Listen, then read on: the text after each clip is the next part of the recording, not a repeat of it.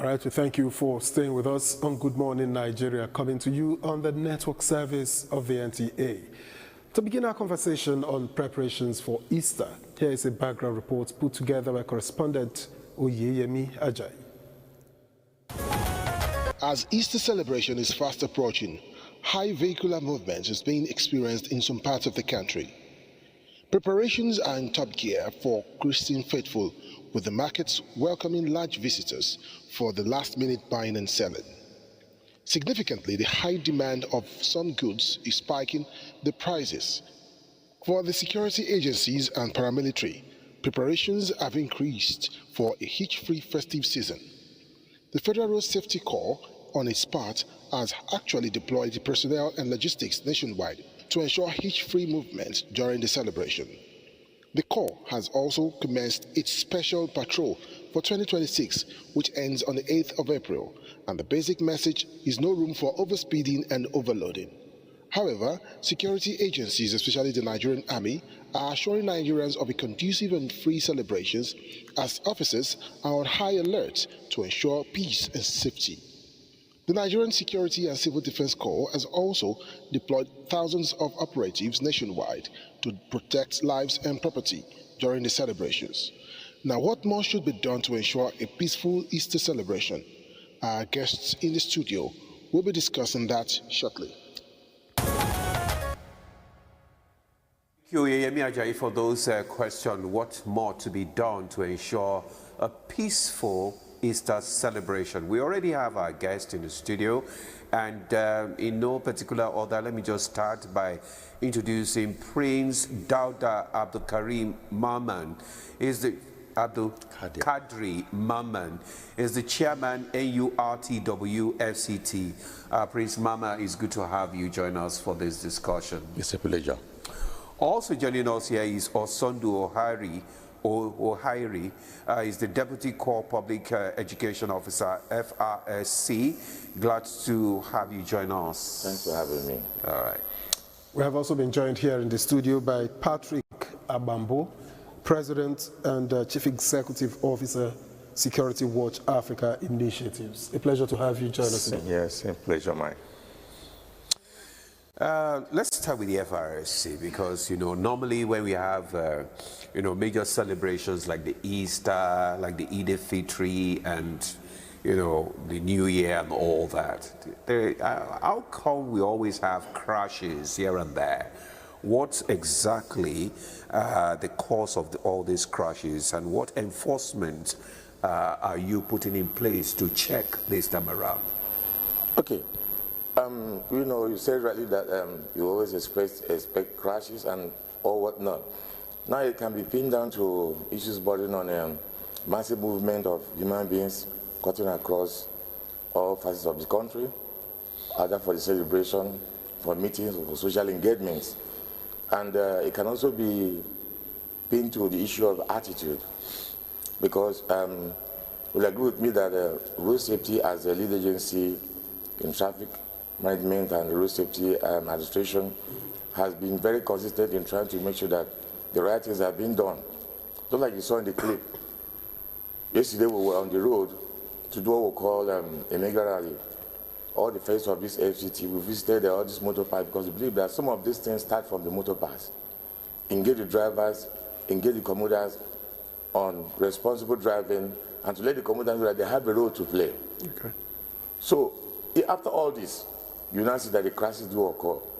You also pin it to the issue of maintenance culture. What is the state of the vehicle that enters the road?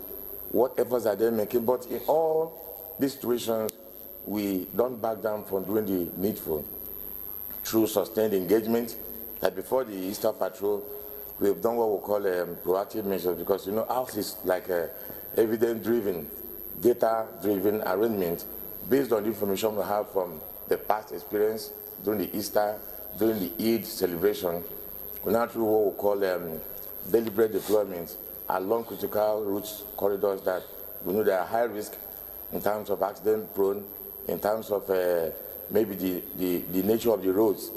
We deploy our people through visibility. We just deploy our tow trucks, the heavy duty and medium tow trucks, and then we'll call route lining as well. where we deploy our personnel to do traffic control. All these are measures being put in place to make sure that people behave accordingly when they enter the road. But beyond this, we expect that everybody should comply, but obeying all those regulations, because that for this period now, the focus will be on lane discipline. People like to hop from one lane to the other. Of course, that's another issue for us. We'll focus on use of full while driving, and then go to extent of those who cherish driving above the recommended speed limit. All these are all road vices that are bound to give issues, like you said, having crashes, having all forms of challenges that we face on the road during the season. But we are committed to make sure that we'll have a safer motoring environment during the start that run between the 1st of April and the 8th of April. Now, which corridors or highways have you identified as high risk within this period? Okay, we know the usual about the Lagos-Benin corridor. We'll have the Kaduna, Abuja, Lokoja corridor. We'll have the Kaduna, Zaria, Kano corridor. We go to the extent of identifying areas like Birnin-Gwari corridors as well. All these are based on evidence of information we gather over the years in terms of either the nature of the road or one dynamics or the other that has to do with the attitude of road users. Of course, you know, when there's a build-up of human beings and vehicles along some areas, like during this Easter period, some churches will happen to run their church programs. They expect there will be a build-up of human beings. So our deployment will be so massive in that area. It does not remove the fact that before we deploy, we don't go to such churches, we don't go to mosques to engage them on proper road conduct. We do all this, and they will also do what we call enforcement during the Easter period, as it were. Okay, thank you very much. Let's come to to Prince Mama now, NURTW, and we know that your members play a critical role at this period because of the movement of people from one point to the other. And there is need for a constant engagement. And what are the key safety concerns, that you have, enlightened your members at this period? Because we know there are various activities. Many of them can be careless, and some of them, they'll just drive, without taking the necessary precautions. Let me start by doing our slogan. As a union, before you drive, we register you. We ask you to know some of our slogan. Up national, progress. Progress national. You do for me, I will do for you. Tire roll, driver chop. Everything, it's turn by turn. Tire roll, driver chop. Yes. Okay. But how do these ones contribute to safety? Yes, it contributes. It does. Because without rolling, you can't chop. You can't eat. And if you are hungry, you can't drive. You can't provide for your family. So, in this period, not only this one, when there is a period of Salah, Easter, in New Year, there is a program we did in the park, sensitization. It is only those that reach, their family will tell them you are highly welcome. And every passenger paid his money to reach safely. He didn't pay for you to go and kill him on the road. In the period like this, we gather the drivers, we will sensitize them. One, don't drink before driving. We must make sure we call you in our sitting room. If 10 vehicles are loading, we call the drivers, sit down with them. Sit down with them like 5 minutes, monitoring their health system. If there is anyone among them that we think he tested something that morning, we will not allow him to drive that vehicle. Do you have the kit for testing? Yes. Okay. When we sit down, psychologically, when you look at somebody that take an alcohol, You hear the smell from his mouth. The way he will be talking is not reasonable. We will tell the loaders, don't allow him to drive. Discharge the passenger and give it to the next vehicle.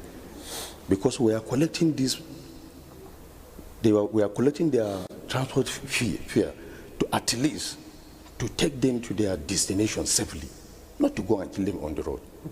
So last week, we went to Yanya, the long journey parks. We went to Yanya Motor Park, we went to Suba, we went to Gwagwalada, including Jabi Motor Park for sensitization. This is the season of up and down. Our hope and prayer is that take these people to their destination the way they pay you. Don't go and kill them on the road. And the passengers have their role. They have a vital role to play. Don't encourage the driver to be very fast. Some of the drivers, because they are in a hurry, Oga, which time are we going to reach?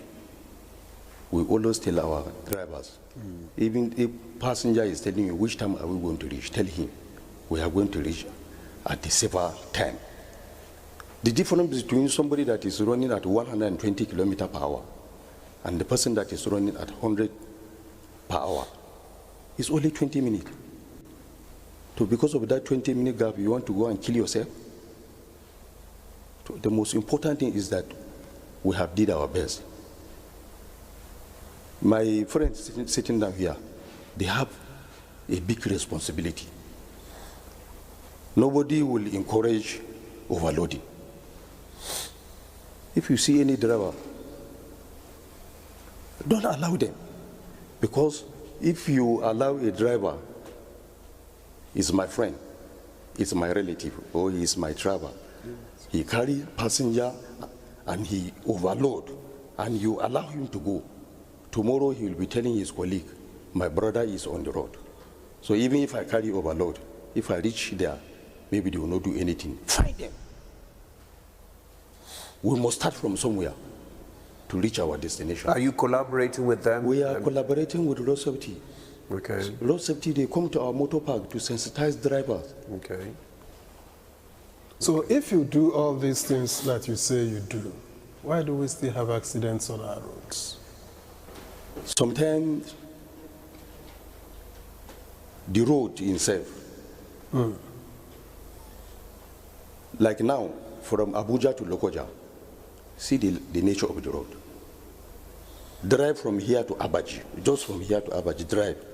You will see the nature of the road. But you know the nature of the road because a road you use every day. You know the spots that are bad. You know the spots that are free. So if you know this, why is there still accidents? You know, human being is flexible. Immediately, if a driver enter a road, his target is, I want to reach quickly. That is what is causing accident. Why So are you drivers are in a hurry? Why are you in hurry? Because they want to make... Because he want to go there on time and come back to carry more. You didn't forget that the people you carry, they have families. If you know that this from here to Abuja is not good, why not you drive at 70 or 80? You will reach.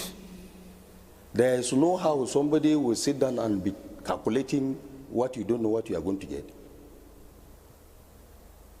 What you will get within this period is written in your book of life. The person that will run faster, don't be surprised, the vehicle will go and spoil on the road. And the person that moves slowly, he will reach the destination. All right. Okay, let's move on. Okay. Patrick, I mean, this is a celebration time now, and we know that several places will be packed full.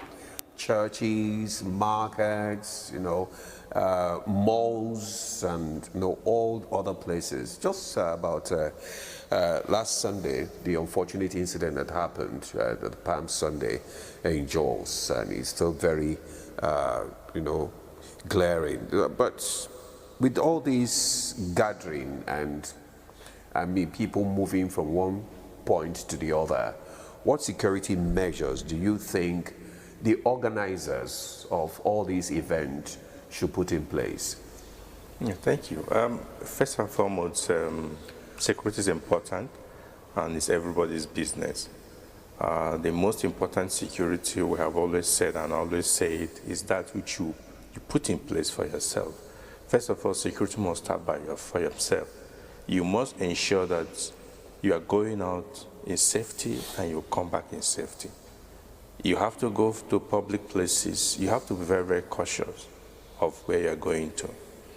There are incidents of premeditated attacks and there are unmeditated attacks, some you never expected, like in some of those situations, the one you cited that happened in Jos, where people drove by and shot at people, gathered and all that. You may say that, what else could somebody have done in that situation? But the people in that area, what role do they play to prevent such? So, to answer your question directly, if you are organizing a gathering where people will come, you must make sure that first and foremost, that you are very, very vigilant about your environment, activities. Don't get carried away by how successful the event will be. Concentrate about the safety of the people that will come for your event. Because that is one of the things about people, both churches, mosques, people doing parties. We want it to be very, very ground. But we don't want to make sure that issues of security is first of all considered. How do you do that? First and foremost, you must make sure that you prioritize either among your people. You must have a security team. They must continue to survey before the event, before there is any attack.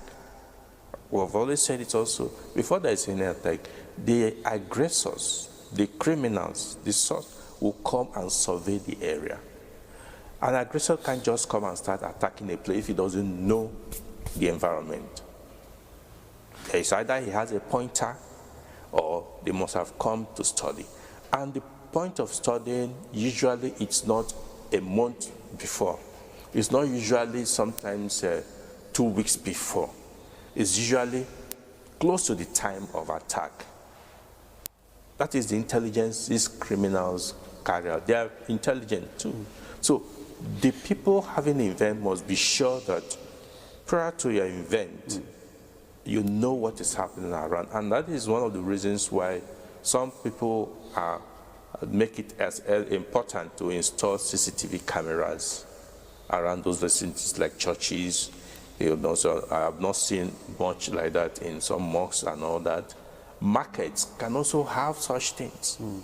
And you must have people that will man it constantly. When you see unfamiliar vehicles parking or people walking about or keke or bicycle, motorcycle, you need to be able to ask questions. But sometimes we overlook some of all these little issues. It doesn't matter. Especially in churches, we are going to pray, God will protect us. Mosques, we are going to pray, God will protect us. You understand? And these criminals want to go to where what we call soft targets. At those during the period of churches, people are relaxed. People are concentrated to what brought them there. The same thing in the mosques. The same thing in the market. People are really buying and selling. So sometimes their guards are let down. But there must be people that are assigned to watch in the environment. That is one very important thing that we must do in terms of celebration period at this time. Again, those areas, those places must have quick and fast contact with the security agencies, primarily the Nigerian Police, Civil Defense, Federal Road Safety Corps. Because these three agencies, most importantly, and intelligence, if need be, but police have their own intelligence, road safety, everything they also have. When you contact them, we're having an event, we're having a period, more people are going to come. They know how they can help you to restructure. And please follow the arrangements and make sure that they're protected. That is the basic thing that organizers of events or gathering must put in place. Then the persons going there must also be very, very careful, because apart from unexpected attacks, there are also pilferings, there are also people by way they carry themselves, gorgeously, displaying affluence. They also profile themselves, because sometimes after you leave event, you leave an occasion, you are going, some people are being followed and all those things. So, but you say, I attended this thing and after that I was attacked. But how? You have already showed, because in that gathering, there are good and there are bad people. Some come in there praying in one way or doing as if they are shopping, but they are surveying to see who looks affluent, who looks rich that they can follow. And that is the issue. These are the basic things that will, as time goes on, we'll talk more other details. All right, but let me ask, given recent happenings across the country, and Plateau comes to mind, Yes. how would you assess Nigeria's readiness to have a peaceful Christmas? Easter. Mr. Thank you so much. First of all, most Nigerians are one set of people that are ready for anything. They are ready to have at all times. But unfortunately, when it comes to issues of security, we don't take it very, very seriously. We don't. It's until it happens, people are beginning to get worried. There's a lot of running helter-skelter here and there. And after that, after some time, we'll forget. We'll face another issue. And that is the biggest challenge. We don't, when the road safety officer was talking, he talked about database, information base, reviewing what previously happened, using it to plan and project what you are going to do. These are the things we don't do. Some security agencies don't do this. Most Nigerians don't look at all these issues. When there's before an incident happens, there's a history. There's a history, so you need to be able to local parlance. If you don't know where you're coming from, you don't know where you're going, and that is the situation. So the Nigerians are a bit like a Dacican when it comes to issue of security. I am myself. The issue about just we talked about, I tell you that just for me, I always describe the incident as very, very senseless. It's not supposed to be happening. It's not supposed to be happening. Today, the president is going there. After that, what happens? There's nothing you're going to do. You're not going to withdraw all the security forces from the whole country and pop into that place, because you don't have enough manpower for that. So the people themselves must be in agreement that there must be peace. Do you understand? Find out what is causing friction between. Why do we keep on losing lives? And agree with yourself. Somehow we'll find ourselves together. Where must we attack ourselves? The governor declared 48 hours curfew after the initial incident. Immediately, the curfew expired yesterday morning. What happened? People went on the street again. And one major factor in all these areas, especially in the just issue, the area especially talking about Angwai Rukuba, which I know very well, is drug infested. The youths are all hooked onto drugs. So every little opportunity they want to crack, they don't know what they're doing. You want to react. And again, there are external influences that are also instigating issues. And these are part of the things we are having in the country. And until we'll realize that we are decided, we are here from different areas. We have agreed in one cause, and we must work it to. So if we have to live together, we must agree to be together in peace. That is there's nothing much the security forces will do. The military, where their deployment is far from where incident is happening. And before they will get there, this thing has happened, because no criminal wants to operate for. He wants to do as fast as possible, 10, 20, maximum 30 minutes is out of that place. And it takes a lot of time for security mobilization to get there. Somebody was even talking about him when the incident happened in Lagos on the express, and they said they called for road safety to come. There were a lot of traffic holding the vehicle from their men from getting there. They had to even come down and start running, some of them, using foot to be able to access that area.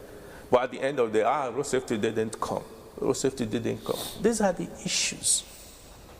Then what did we do in the right sense? Because their vehicle didn't get there on time, they needed a vehicle just to move the victim quickly. Some people have said, why look at where they're putting the victim and all that. So what will we have done? So sometimes we were quick to blame security agencies. But what have we done? I'm not saying that security agencies are totally perfect. Yeah, of course, they are human beings, just as we are talking about drivers and all that. It's part of what you talk to them. You understand? You still see some deviants among them. But generally, for peace to reign, Nigerians must agree that look, we must work for peace. Other than that, we'll continue going around the circle. All right, thank you. Thank you, Patrick Abambo. Let's get back to the roads, and I'll get back to Osondo or Harry. And I'm wondering, what role, will technology play? We talk about speed cameras, mobile courts, real-time monitoring, in your strategies during this period. Okay. Like I already pointed out earlier, we are digitally driven at the moment. Okay, and then all these are anchored on the policy vision of our Commercial Mohammed Shehu MNI, driven alongside the issue of reform, discipline, and professionalism, all encompassed to make sure that our deployments are all hooked on our ICT platforms. Like I said earlier, when I say something about doing our deployments, we work with figures. What happened in the last Easter? What did you experience? What happened in the last Salah? What did you experience? Even the last Operation Zero in the Christmas.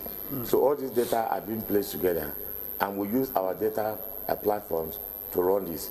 With the information we have, we now aid us to do our deployments, our enforcement, our engagement, not only for us, but also with our stakeholders. So by and large, the technology deployment is the way to go for me. And it's giving us results we need as an agency to make sure we give our best to the motoring public in Nigeria. What about your officers? Because, like you said, we are all human beings. Like in the FCT, aside from our technology platforms, we have what we call body cams. Our people use body cams, and the body cams have been monitored and then been interpreted, analyzed from a platform at the back end, at headquarters. So these are part of the introductions we put in place to make sure that the right things are being done. Okay? So it has improved in our performance. When you talk about officers, yes, we cannot say that road safety is being peopled by saints, but the fact remains that we are an elite organization that that we try to make sure that we conscientize our men on proper conduct while they're on the road. Okay? On proper conduct while they're on the road related with the motoring public. Like yesterday when we got to do this our rally, you experience a lot of conduct that is enough for you to start reacting. Like when you ask somebody to pull up the road, you say the first time, you say the second time, you say the third time. What do? We just go there and put a smile on the face. When you put the smile, you disarm the person. Of course, that's the only way to motivate him to do the right thing. So we are being tutored along this, and for every road safety personnel out there, we are expected to do the right thing, because the bottom line is to make sure that we save lives. And to save lives, we need to align with the attitude of the motoring public through proper psychology and emotional intelligence. And that's how we can get it right. Okay. All right. Are you actually collaborating, from what the chairman NURTW said about, sensitizing the drivers and also doing tests? Yes. Before now you used to do this breathalyzer test to ensure that they are not, you don't drink and drive and all that. Even the eye test as well, because you hardly see drivers wearing glasses. Are you telling me that all the drivers, they don't have eye issues? They can see clearly? Yes. That we are driving with glasses, we are the, because you hardly see them wear glasses, most of your drivers, and they have eye issues. How do you check You're right. But part of the proactive measures we put in place, what we call town hall meetings. where we gather not only the transport unions, we gather the market women, we get youth leaders, we have the opinion leaders, we have religious and traditional rulers, all on one platform. And the essence is to preach safety while on the road. Coming to the issue of the state of the mind of the driver, yes, we deploy our alcoholizers during such gatherings. We do what we call medical outreach. Okay. We do what we call visual acuity test on them. So when you now carry out that test, you now find out the status of the driver's eye.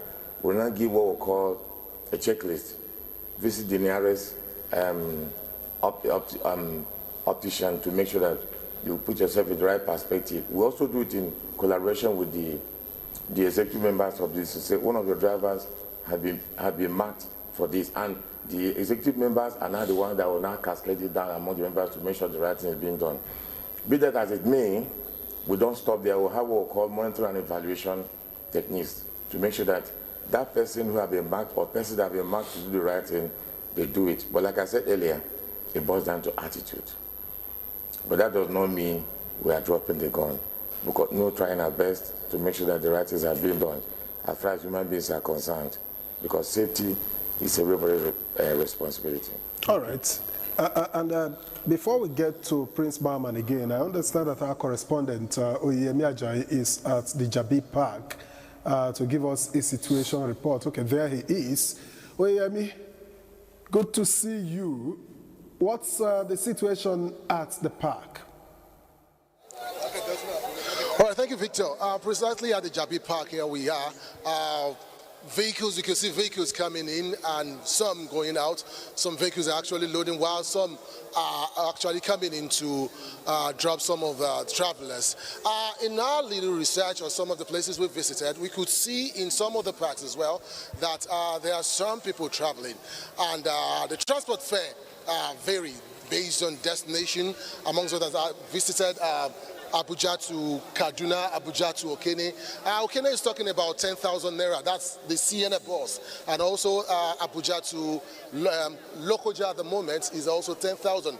Now, going down to the buses from Abuja to Lagos, they're talking about 10,000. But precisely here is one of the officials here, Mr. Taiwo.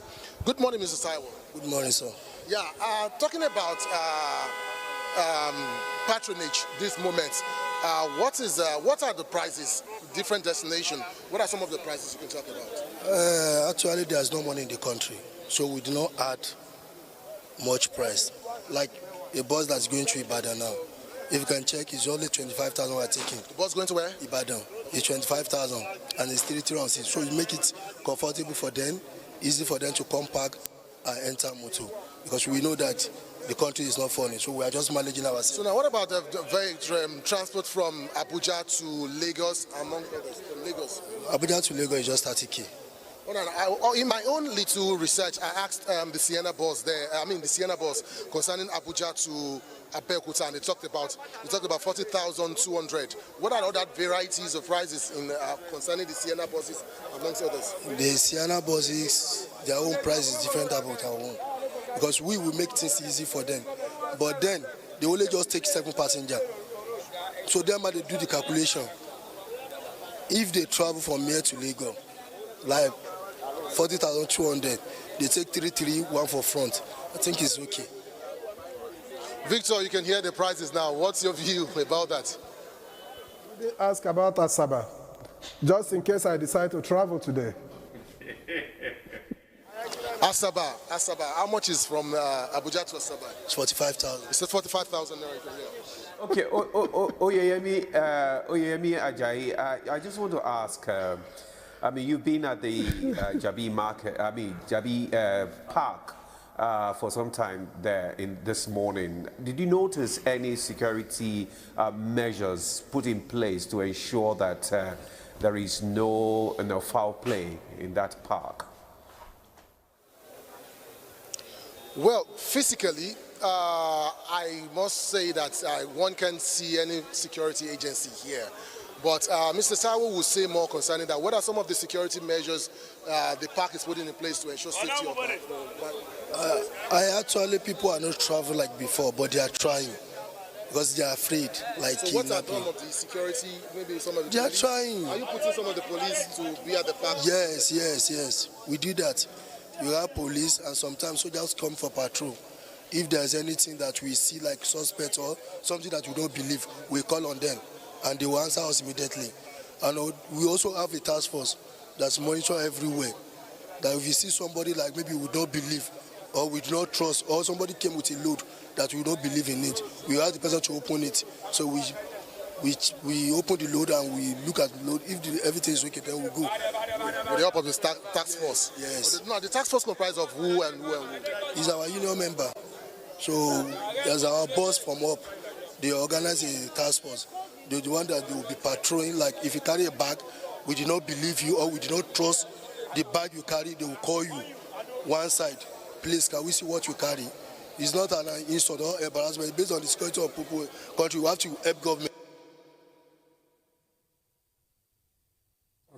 Okay, I think we've heard enough from Oyeyemi Ajayi.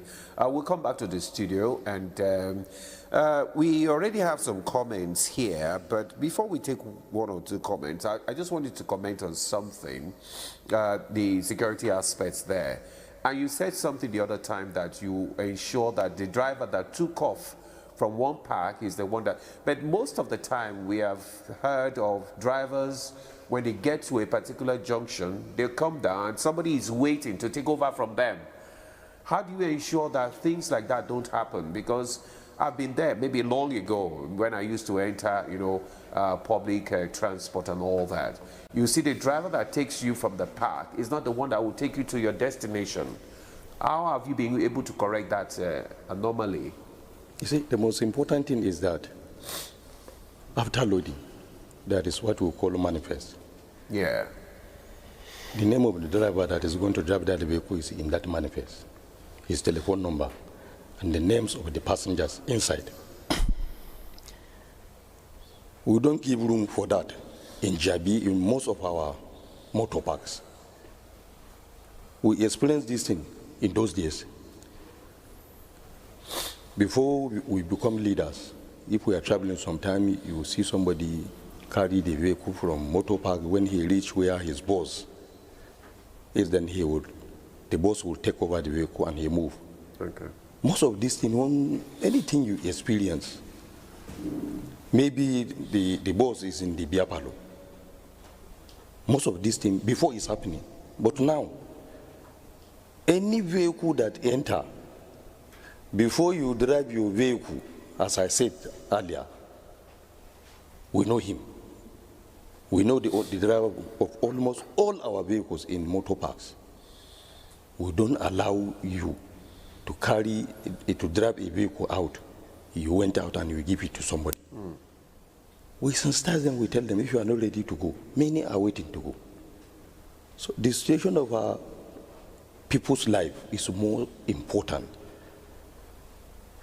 Your boss is somewhere, maybe taking alcohol, and he is traveling to Ibadan, Jos, or Lagos. He takes something, and at the end of the day, what they paid for is not achieved. We can't accept it. As one of my staff just mentioned, at the main entrance, you will see more than 30 marshals. If you are coming inside the motor park and they are suspecting you, they will not allow you to enter. They must see what is in that bag. All these things we gave them last week. We say, take care of yourself. Don't just sit down here and be thinking police are there for you, soldiers are there for you, security of our work.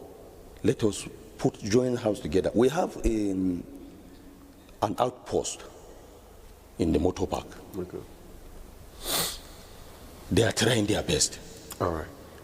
How do you ensure fair pricing? We were listening to, you said your staff and our colleague, and you talk about Asaba 45, Ibadan 25. How do you arrive at your pricing to ensure that you don't heap more misery on ordinary Nigerians? If you can hear what he said, from here to Asaba, 45,000, or to 1,370. I like the way you sounded Asaba, and Yeah. then you came down to 45,000. Yes. As if 45,000 naira is small. The way things are now, 1,317 naira per liter. And he's carrying only 7 people. And he said only 45,000. We tried. Thank God you hear one of our marshals is saying, there's no money in the country. If you can see the park is scanty. Because the resources is not there for someone to travel. That is where we want government to come in this issue of CNG. If you go to most of these CNG in filling station, you see queue. Because there are not a lot of them. Okay. Prince Dauda, let's take some of these comments that we already received from our viewers. This one is from Engineer Fashe Adeleke. It says, good morning to everyone in the studio. I love this program this morning. Please help us to tell Oga NURT, that's talking about you, that his boys at the Enya Park are becoming something else, most especially at the Zuba day drivers. Now they carry 4 passengers in front of the car. Even the driver is being choked. If anything happens, he won't be able to control the car. Also the agberos and the embarrassment they give to people. Please help us. I mean, that is talking about overloading, which we see on a regular basis, which is at this point in time is a regular occurrence. How do you check overloading? What do you do? Because even if they don't overload in the park, where they are going, they see people on the road and they just stop and say, let me just pick 1 or 2. I mean, some of them even have these benches that they put extra seats. They just pull it out and they just inconvenience the passengers. So I am surprised. 4 people in the front. Yeah, that's what he's just said. What kind of vehicle would that be? Even if it is 18-seater, I don't think. Maybe 3. I don't think there is a driver. I don't think there is, even if it is 18-seater bus, that is a little bit. I don't think a driver will carry 4 passengers in Nyanya. The road safety are there in Nyanya. We have road safety at AYA. If really this thing is happening, you are hearing. I said it here. If you see any overload, don't allow them, don't leave them. Because human beings are very difficult. As you said, maybe he carried 2 in the front, he went outside, then he add another one again. We don't know in the park. The most important is that the passengers that are inside the vehicle, what are they doing? He's inconveniencing them too. They should not accept. If you want to carry and them, they say, we'll not give you, we'll pay for money. There is no how he will say he's going to carry. Let them raise alarm. Or let them draw. And see whether he will. Do you provide numbers for them, to the passengers at the park, so that if they notice any, abnormally, they can call the office and report to the drivers? Do you provide numbers for the passengers? Every of our, in the long journey, yes, every passenger we give him, we issue ticket to them. The name of the driver, the telephone number of the office, the number of the vehicle at the back. If there is anything they see on the road, let them come to the office. The number is there. So vehicle number, and this is the name of the driver. When he comes back, he will face the consequence. Okay, let's go ahead. This one is from Teslim Animashao. Teslim Animashao is watching us from Johannesburg, that is from South Africa. So he says, the best way to stop and reduce accidents on our roads is to bring back police highway patrol as we used to have them in the 80s and the 90s. And the FRSC should start patrolling and place their men at every 3 to 5 kilometers. This will reduce speeding on our roads. And Victor, please tell our Bochuku Diokoni not to buy. Okay, we will deliver your message. He won't die now. He will not buy. because we love him. Okay. Chooks is watching, so Chooks... Just wait until you see him on Monday. So we'll tell him that Johannesburg, his friend Slim is asking him that they love him. All right, this one also, he said it's from AMD, I don't know, it says, okay, it is my pleasure to share my thoughts on this matter. I believe the NURTW and FRSC are colluding and gambling with people's lives in this country. Just come to the Damaturu toll gate as early as 5:30 a.m. You will see for yourself. Motorists coming from Kano overload their vehicles, and worse still, they drive against the traffic one way because they are afraid of possible lopside that could cause their vehicles to fall. The collusion happens right there at their offices, and most time it is initiated by NURTW. A settlement is agreed upon, and these vehicles are allowed to pass, as such as each driver from Kano to Maiduguri spend 15 to 30,000 naira before reaching their destination. The shocking part is that if you come with a private vehicle, nobody cares about you whenever their engagement is ongoing. Lastly, the media needs to go out to do investigative journalism. Mr. O'Hare, you want to respond to that? Okay. For me, when I was trying to let us know the measures we put in place to make sure that the roads are safe at this period, we also have this our radio station, FM 107.1, and basically apart from engaging the public on real-time traffic situations and then advice on route diversion, we also use that platform to make sure that people get properly informed on the right attitude concerning some routes on the highways. Now, going to the issue of overloading is being mentioned steadily and steadily. Yes, he said something about that road safety personnel are at the parks. Yes, we deploy our men to the parks. Then there's a tendency of when they load normally at the park, when they get to the midway, they will start doing those mischievous things. So in order to curtail this, we also put in place this period what we call mobile courts on some routes, along some routes. Of course, we don't announce them. Because when you get to that point, you're being flagged down. If you're overloaded, if you're actually having an infraction on any traffic route, you'll be asked to go through the normal due diligence. We run it in collaboration with the Ministry of Justice. And the essence is to have what we call quick dispensation with traffic rule enforcement. Anybody that's been found culpable, of course, we went through the Road Traffic Act, and then the person is being sanctioned accordingly. So put those measures in place to counter this issue of loading normally at the park, and then midway you overload. When they get to that point of the mobile court, they're being flagged, and then they are being sanctioned accordingly. Okay. All right, let me take a few messages from here. And this one reads, no name though. Good morning, Nigeria. I hope you are doing well. Yes, I'm doing well. So my concern is with the leadership of NURTW. They do not properly regulate transport fares. Whenever there is an increase in fuel prices, fares go up immediately. However, when fuel prices drop, the fares are not reduced. This shows that the leadership is not performing effectively. That's a vote of no confidence. And then this one from Wale Olanikmeku in Lagos. Good morning, gentlemen in the House.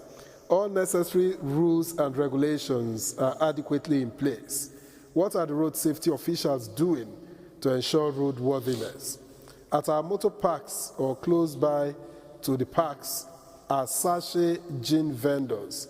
What is the authority of the NURTW doing to tackle this? Other areas are night journeys, overloading, and sleeping while driving. Okay, and then finally from here, good morning NTA crew members. You'll be driving at normal speed limit with seatbelt fastened. FRSC will flag you down, and when you stop, all papers will be checked and they will move to other irrelevant things to extort motorists. They do it openly everywhere now. So, indictment, indictment.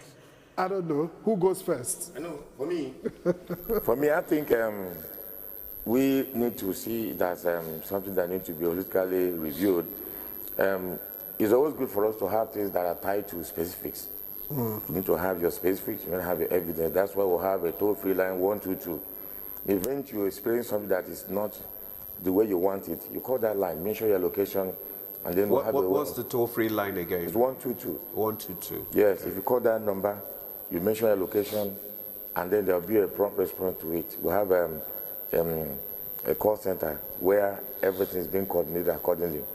That's why I said anybody that has anything that has to do with our people, we also have this mobile app that have been introduced, all being coordinatedly put together to make sure that on the road, our men are doing the right thing. And there's nothing they do under the sun that can be hidden.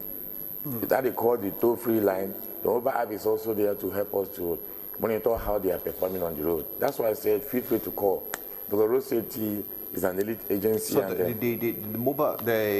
app can be downloaded by the motorists. Yes, it was actually launched under the watch the present commercial show. I think he was here when it was launched. Yes, and the essence is to have a holistic approach and advance of information while using the road, and then even the conduct of our men. You can even take visuals of our men. And so it is functional. It's functional. So there's nothing hidden. That's why when somebody said that the extortion, let us have specifics. And we will have those things, we deal with them holistically. All right, and then URTW, they are talking about sachet gin being sold at close proximity to parks where you operate from. And to make matters worse, government has flagged this. So what do you do? Because if you don't expect that they are selling sachet gin around the parks, who are they selling it to? Is it not to drivers? Not only drivers. Okay, but they sell to drivers. Not only let's deal with that part. Not only drivers. You see, if we are talking of these sachets gin, including drivers and the passengers are taking it. Okay. Mechanics are taking it. At least the passenger is not driving. He's not driving. Why are you taking it? This is human being. And somebody that is driving and you see him taking this thing, why can't you question him?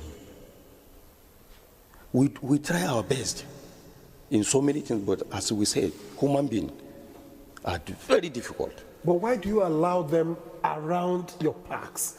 Government notes, NAFDAC has said no more sales of this. So why do you yield your parks to sellers of an illegal commodity? As far as, I'm concerned now, it becomes illegal. Why do you yield your parks to them to sell, whether they are selling to passengers or selling to drivers? Enter Jabi Motor Park now, enter. Whether you see them inside Jabi Motor Park selling to drivers. But if you go outside, you will see them. If government say don't do it, why are they doing it? And if you see them doing it, what did you do? Okay. And they take it as a business. But let me come to the issue of when fuel just rise. Today, driver will raise the price. Those that are selling the fuel to us, today, if they increase fuel, the one you bought last month, you didn't finish. You increase the fuel. That's Nigerian mentality. Yeah. So I thank God that this man is passing a lot of confidence on us. That when we buy high, then we raise it small. He didn't say that. He said you raise and you never come down. That is the area I say. Those that bought the fuel, the filling station that are selling this fuel, now, if today, as I am speaking to you, they say they increase fuel. The one in the tank, they bought it last week. Why can't they finish it before raising the money? That day. We can say same for drivers. Anyway, okay, thank you very much. Let's bring in Mr. Pambo to this discussion now. When you, around this time or generally, you see people who intends to or travelers rather, instead of them going to the parks, you understand, for their own safety, they line along the roads, and that itself is a security, risk. What do you advise? Because at this time that we have security issues, people going along the road to wave down vehicles that you don't even know who is the driver. I mean, yeah, you're very, very correct. You are open to a lot of security risk when you do such. And the reasons, because I have personally engaged some of these people on it, and it's just the Nigerian factor. We're always in a hurry. yeah. I go to park, I'm going to be waiting till the vehicle is loaded. Why don't I go on the road? I will get the vehicle that is already moving and enter and move. And that is the problem. It's part of what we're talking about, issue about Nigeria not being security conscious. And that is the reality. And those are the areas where you also see, especially particularly in Abuja, of course, because apart from these interstate parks, we don't have bus stops, coordinated bus stops in Abuja. So anywhere people can gather, they begin to load, and you see one chance incident happening. And this is a big challenge. Of course, that one is a failure on the part of the government, not providing bus stops. Bus stops, yes. It's great bus stops We don't have bus stops here in Abuja. where it can be organized. Because once it's been organized, I don't think that a member or a transporter who loads from any of these organized transport stations, for instance, Jabi or Nyanya or whatever, would get on the road and start harassing passengers to extort money, unless if it's a passenger, because that is what we have also seen in some area. Recently, there was an issue of moving from Port Harcourt to Enugu, and one of the passengers, two of them, brought out gun from their handbag, and attacked other passengers, extorted money from them. Of course, that brings to question about, talking about security measures. Do you start searching a passenger's bag before he enters the vehicle? Or just based on psychological review, you feel that this person could be a suspect and you start checking the bag? Or what do you do? In some organized motor park outside this country, you have scanners that scans the bags and all those things. Here in Nigeria, we don't have it. Are you planning to have We have scanners? seen situations where such things happen. All right, let's put you on hold just because we have to take a break. And when we return, then we carry on with this conversation. Please don't go away. We thank you for staying with us. Of course, this is still Good Morning Nigeria on the network service of the NTA, and we've been discussing preparations for Easter. Tomorrow is Good Friday, and it's just a matter of days to Easter. But let me get back to Patrick Abambo, and I'm wondering what your assessment is of how effective interagency collaboration and coordination is. Police, the military, NSCDC, FRSC, even NURTW. How effective is the interagency collaboration and intelligence sharing at the top of it? Of course, the truth is that generally in Nigeria, there is this rivalry among the security agencies. But when it comes to road safety, the Federal Road Safety Corps is the lead agency, and it's expected that every other security agency must queue behind them in whatever they are doing. Of course, some of them handle different issues. I had somebody ask about the issue about roadworthiness and all that.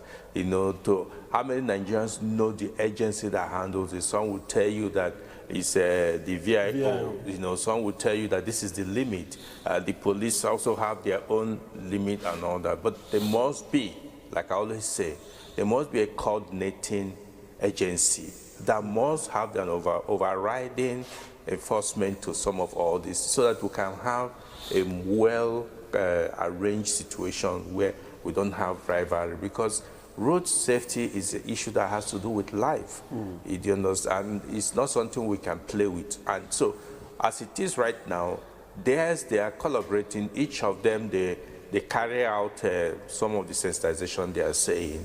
But in terms of enforcement, is where the challenge still exists.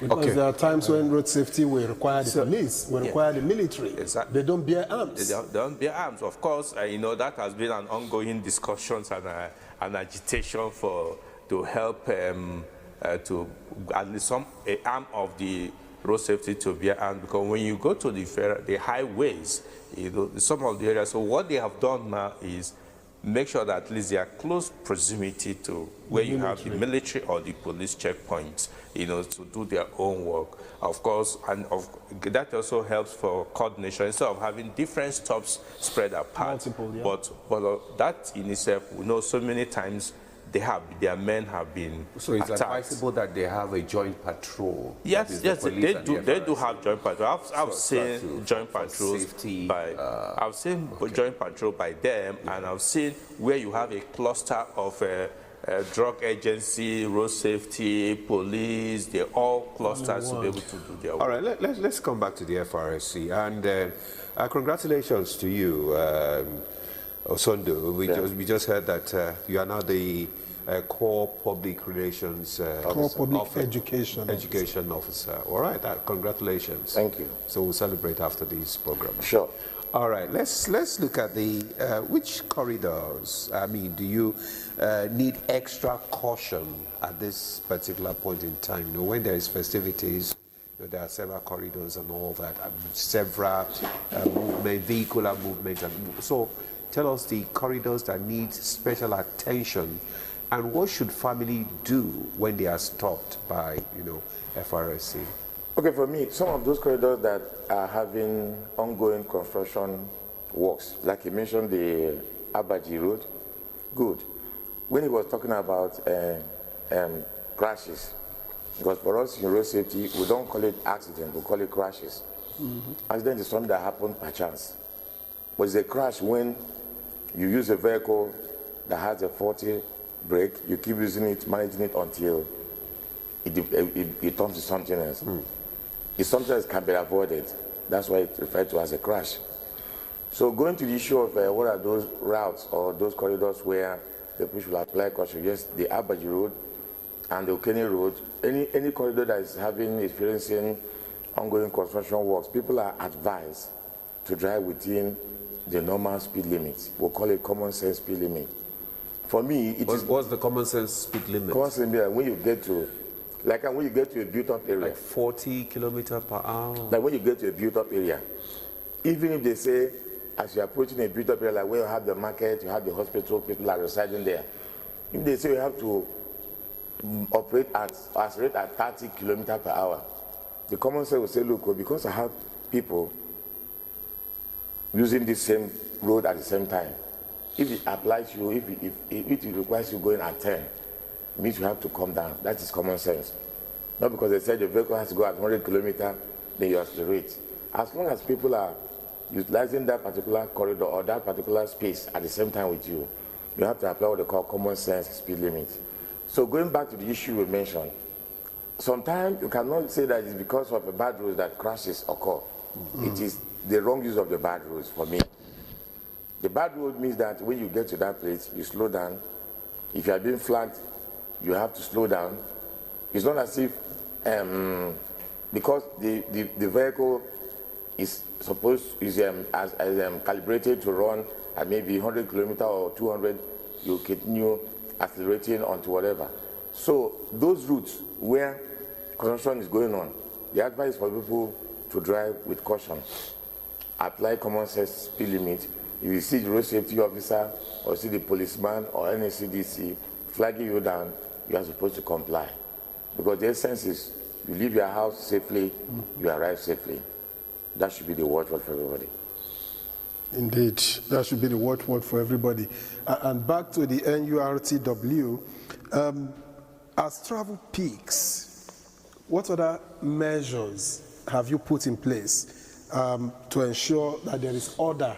Yes, you say the place is scanty, but there are still a lot of vehicles at the park. And if there are vehicles, there are people to ensure that there is order, no fighting, no angry disagreement among others, because that could also breed insecurity. If you can see, most of these motor parks, why are you going to fight?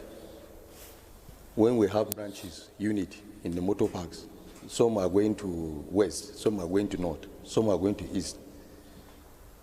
Encroaching in somebody's boundary will cause problem, but we arrange it in a way that you people, this is the area you are going. You people, this is the area you are going.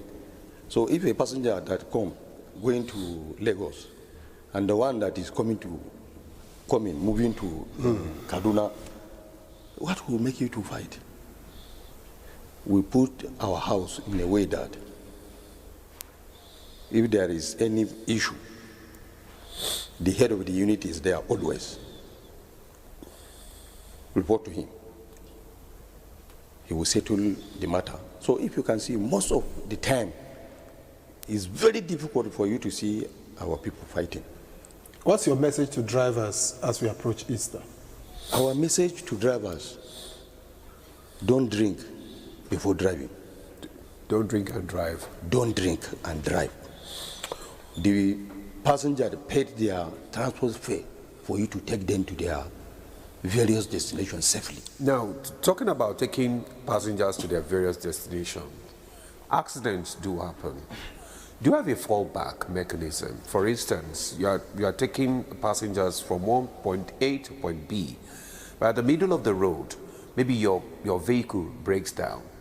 What fallback measure do you have for the passengers? Because at some point in time, some of them will say, my vehicle is broken down, you just go and find your way. And you just abandon the passengers like that. So what fallback measures do you have for passengers when things like that happen? Because it's not their fault. They have paid their money. You need to put your vehicle in right order, in right shape for them. So we have seen cases like that before. How are you addressing it? There is what we call unforeseen circumstances. Yeah. A new vehicle can break down on the road. Yes. We have branches almost in the whole countries. We have long journey branches almost everywhere in this country. If a vehicle load from Abuja going to Ibadan, maybe before he reach Ogene, the vehicle just breaks down. Yeah. The driver is supposed to call his branch in Abuja here. So this is what happened to me in so place. The branches, we have what we call accord. So the branch that you have accord with them in every state, you will liaise with them. This is what happened. They will send a vehicle to come and convey them to their appropriate areas. But vehicles are individually owned by drivers, right? Yeah, because most of the time, the passengers are just abandoned, and they will have to find their way to their destination at that point in time. What happens? From the beginning of my tenure, I didn't experience this thing. But it happens. It happens. Yes. Listen, it happens. But that is why every end of the month, we lecture them. If you load a vehicle here, it doesn't involve only the driver. It involves the branches too. The branch, you have a code with them, they must assist. Okay. All right, Mr. Apambo, the president will be visiting Jos, today, and, what do you see to that visit, to, commensurate with the families of the victims, and also to look at the security situation in Jos, and probably to say one or two things there? Yeah, seriously, I don't envy the president that each time, nearly every day, you are going to commiserate with one state or the other, one group of person or the other for being killed because of senseless killings that is taking place here and there. It must be very, very embarrassing and stressful for the president, and having to make this trip. If, for instance, he's going there to go commission projects or for one thing, it's better, but to go and hear the cry of people, it must be very, very painful. But of course, to me, I'm beginning to wonder what new, what new he's going to, the visit will bring, because if you remember that after the incident that happened in Benue, the president visited, and the president gave directives and said, after that directive, what has happened? How well have they implemented the decisions from that visit. That is one of the challenges. I believe that for this visit to actually have a meaningful end, the people on the plateau must agree to be able to work closely and ensure that peace reigns on the plateau. Like I've said, a plateau situation is not a thing of force. You can't force it. It's not the things of the military. They can be everywhere. In fact, let me give you one of the instances that created this problem, this one we're talking about, and that will give you what, if we're looking as a president, what will you be handling? In the plateau, there is a lot of illegal mining, which the state government has said no. But so many people engage in it. And the security agencies are forced to ensure that they don't carry it out. But they go at night. These miners, legal miners, go there at night. I remember one incident that happened that triggered these recent issues we're having right now, around the end of January, where some illegal miners went and mined at night. On their way with their loot, I will call, they were attacked and killed, and their loot were taken away. Then the people, there is around Barking Ladi, the people, the youth got angry. Few weeks after, some vehicle carrying what a religious set for a wedding was attacked, and 5 persons were killed and burnt. And so this has been the reactions that goes on. Which means that the youth in that community too are involved in the illegal... Most of these issues we're talking about, it's not just foreign aggressors alone. It's like a reprisal attack. I attack, you attack, I steal, you attack, and it continues going up and on. That is just the thing. And so there's need. First of all, mining is illegal. You've committed a crime. 2, somebody went and attacked and stole what that is also illegal. So it's crime upon crime that is causing all these challenges we are having. We must call a spade a spade. There are a lot of white papers that has come out from resolution from committees that have met on this issue on the plateau. Why is it not being implemented? For the Mr. President, it's only going to go there and reiterate the need for peace. But are the people ready? You can't enforce them to want to be at peace. All right. Thank you, Patrick Abambo. And to Osondo, now one major issue that impedes free flow of traffic is breakdown of vehicles on highways.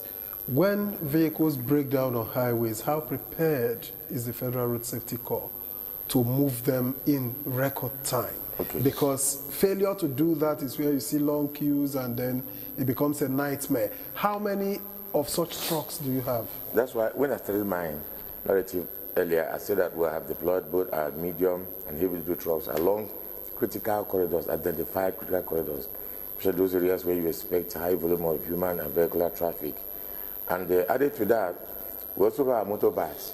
The motorbikes and the patrol vehicles are also deployed. The patrol vehicles are deployed strategically. The motorbikes do what they would call mobile sweeping.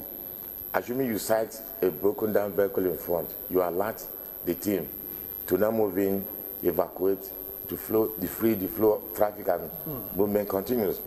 Besides that, we also have this 122, which I keep hammering on. The 122, if you see something, of course you have to say something because it's not expected that road safety will be everywhere. But once you see it and you alert us, we move in with the tow truck and do the needful, and the road becomes very free for others, for the road users to. Okay, Prince Dada, we're winding up now. What advice would you give to travelers at this moment? The advice I'm going to give the travelers: don't allow the driver to overspeed. Don't. You paid for safe journey, not to die on the road. My advice with them is that let them pray for safe journey trip. My advice with them is they paid to go and see their families, relatives, for them to celebrate this season. Thank you very much.